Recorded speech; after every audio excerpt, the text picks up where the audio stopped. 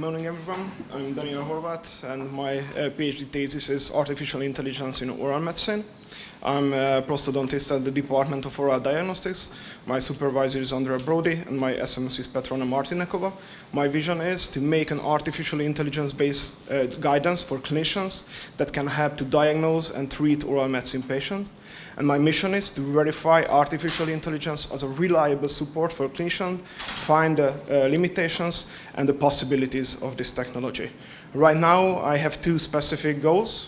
My first one is to investigate the diagnostic accuracy of artificial intelligence in oral potentially malignant disorders, and I want to achieve it with the methodology of systematic review and meta-analysis. About the background, oral cancer is a pretty urgent problem nowadays because almost 400,000 new cases every year worldwide and almost 200,000 deaths. This is the sixth most common cancer worldwide, and in Hungary this problem is more urgent because in the incidency we are the third highest worldwide. We have to mention that the death rate is because we diagnose those lesions in the fourth and in the third stages, when the 5-year survival rate is approximately about 40%. But if we can diagnose those lesions in the first and second stage, then this 5-year survival rate going to jump up to 80%. And we have to mention also oral potentially malignant disorders that can provide to oral cancer, and the prevalence of these lesions is about 5% worldwide. And we make an experience-based diagnosis according to oral potentially malignant disorders, and we all humans that, and we know that experience-based diagnosis can lead to diagnostic errors because the lack of accuracy. And we have to know also that oral potentially malignant disorders are treatable, and we can prevent them to transfer to oral malignancies. So with the proper diagnosis and with the proper treatment, we can save thousands of lives. So our aim is to investigate the diagnostic accuracy of artificial intelligence in oral potentially malignant disorders. And our clinical question is, what is the diagnostic performance of artificial intelligence in oral potentially malignant disorders? Our framework is the diagnostic framework PERD. Our population is patients with intraoral images. Our index test is artificial intelligence.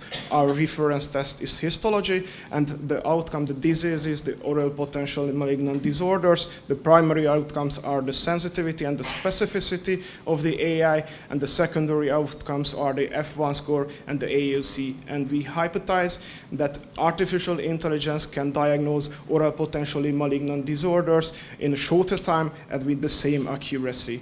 And what is our clinical implication? It's pretty simple. We want to have faster and more accurate diagnosis and less transformation to oral cancer. We did our systematic search on 5 databases with the search key on 10th of November, and we have almost 12,000 hits. After the duplicate removal, we had a bit more than 8,000. I already finished my title abstract selection, and right now I have 124 articles, and I'm working on my co-investigators project right now. After that, we're going to jump to the full text selection. According to the second project, we want to investigate the diagnostic accuracy of artificial intelligence in oral lichen planus on histological images, and it's going to be an observatory study. About the background, so oral lichen planus is the most common oral potentially malignant disorders. The worldwide prevalence is, in the general population, is a bit lower than 1%. It's a clinical pathological diagnosis. That means that we need the clinical features and also the pathological examination to provide someone has oral lichen planus. About the malignant transformancy, we have heterogeneous data, but according to a meta-analysis, the malignant transformation of oral lichen planus is 1.2%. But we have to know, not this is the only problem that they can provide to oral colorectal cancer, but they can cause decrease in quality of life of the patient. And we have to know that these entities are treatable with the adequate therapy, but for the adequate therapy, we need the proper diagnosis.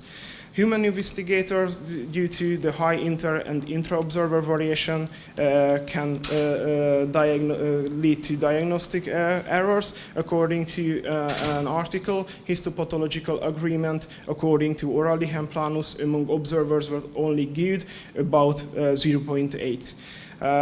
But we have a novel tool like artificial intelligence, and we want to provide this to examine histological images, because artificial intelligence has the same performance every time, no tiredness, and no external influence factors. So our aim is to investigate artificial intelligence and this accuracy on oral lichen planus on histological images. How we plan to do this observational study? We want to gather histological samples that diagnosed already with oral lichen planus and oral lichenoid lesions. We want to digitize those whole side images. After that, a specialist is going to re-evaluate all the slides, and after that, we're going to calculate the teaching, the validating, and the test samples for the AI, and also independent pathologists going to investigate the test samples. So our clinical question is, what is the diagnostic performance of artificial intelligence in oral lichen planus on histological images? You're able to see our framework with the same curve. So our population is patients with histologically proven oral lichen planus or oral lichenoid lesions. Our index test is artificial intelligence. Our reference test are pathologists, and our disease is oral lichen planus, primary and secondary outcomes. And we hypothesize that artificial intelligence can diagnose oral lichen planus in a shorter time and with higher accuracy. And the clinical implication is faster and more accurate diagnosis. And in summary, I want to show our submission plan date, and we're going to work hopefully all in the studies with artificial intelligence, and we want to provide them to clinicians as a reliable tool. And I want to thank your attention with the quote of Albert Einstein: try not to become a man of success, but rather try to become a man of values. Thank you for your attention.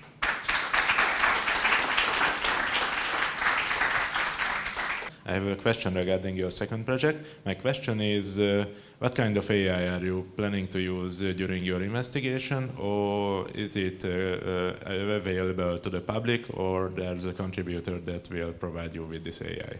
Mm-hmm. Thank you so much for your question.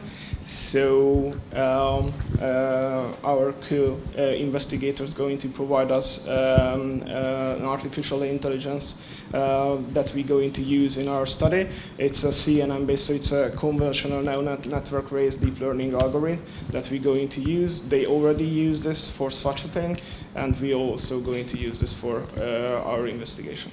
My question would be if you would like to conclude a clinical trial and teach an AI to recognize these differences, about how many patients needs to be enrolled, or how many recordings are approximately needed to teach them? Thank you. Thank you so much for your question. We didn't do the sample size calculation yet, but according to us, 200 samples will be enough to provide such an observatory study. What kind of background do you need, like infrastructurally, for your second project? Do you know about it? What you need for a deep learning machine? Thank you so much. So that are a lot of type of artificial intelligence and deep learning algorithm.